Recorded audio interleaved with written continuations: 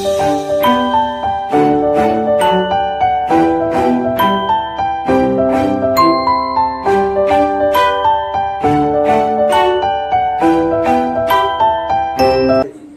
சேனலை லைக் பண்ணுங்கள், ஷேர் பண்ணுங்கள், கமெண்ட் பண்ணுங்கள், மறக்காமல் சப்ஸ்கிரைப் பண்ணுங்கள். அப்படியே பக்கத்தில் உள்ள பெல் ஐக்கானை கிளிக் பண்ணுங்கள்.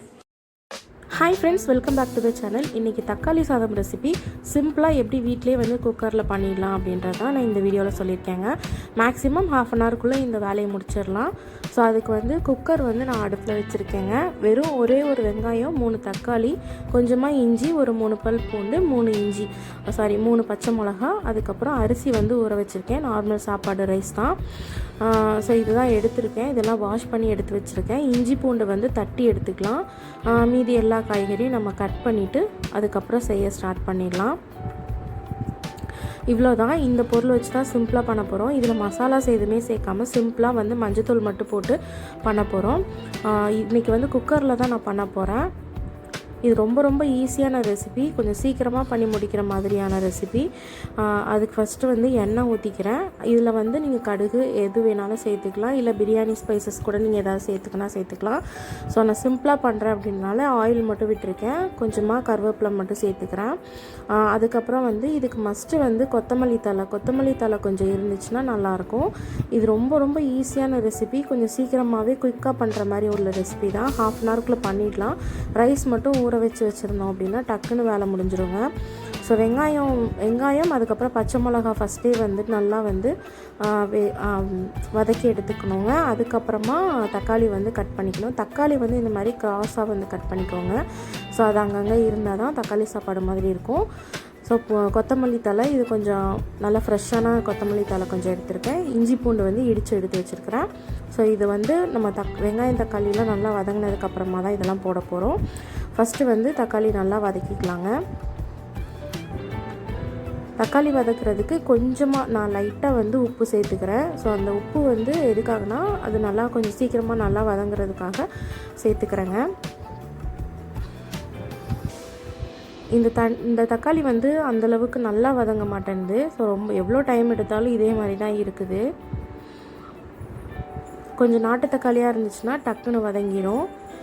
இது கொஞ்சம் ஹைப்ரிட் தக்காளின்றனால நமக்கு வந்து டக்குன்னு வதங்காது. இஞ்சி பூண்டு இடித்து வச்சதையும் நான் சேர்த்துக்கிறேங்க. அடி பிடிக்காத மாதிரி கொஞ்சம் கிளறி விட்டுக்கோங்க. இதுக்கப்புறமா வந்து கொத்தமல்லி தழையும் நம்ம சேர்த்துட்டு மஞ்சத்தூளும் சேர்த்துக்கலாங்க.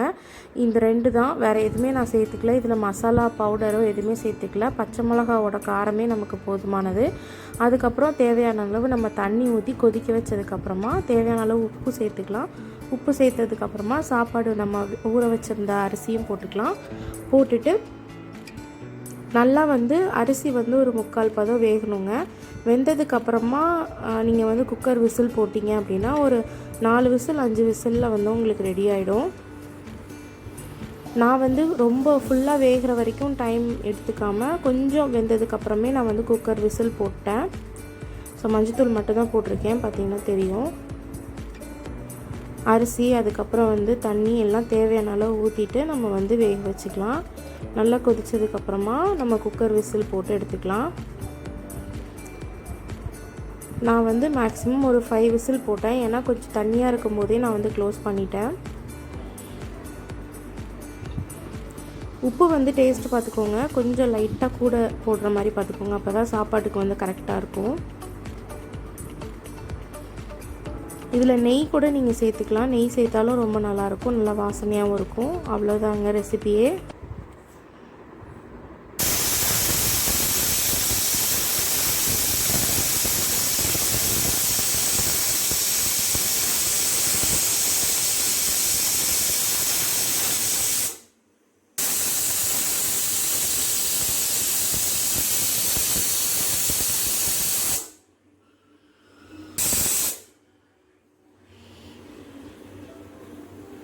சூப்பரான தக்காளி சாப்பாடு ரெடி ஆயிடுச்சுங்க. தம் போனதுக்கப்புறமா ஓப்பன் பண்ணி பார்க்கலாம். அடி பிடிக்கல, எதுவுமே ஆகலை, சூப்பராக ரெடி ஆகிடுச்சு. இதுக்கு வந்து உருளைக்கிழங்கு ஃப்ரை, பொரியல் இல்லைன்னா அப்பளம் அந்த மாதிரி ஏதாவது சிம்பிளாக வச்சு சாப்பிட்டுக்கலாங்க. ரொம்ப நல்லாயிருக்கும். இல்லை தயிர் பச்சடி கூட சாப்பிட்டுக்கலாம். உங்களுக்கு இந்த வீடியோ பிடிச்சிருந்துச்சு அப்படின்னா லைக் பண்ணுங்கள், ஷேர் பண்ணுங்கள், கமெண்ட் பண்ணுங்கள், மறக்காமல் சப்ஸ்கிரைப் பண்ணுங்கள். தேங்க்ஸ் ஃபார் வாட்சிங்.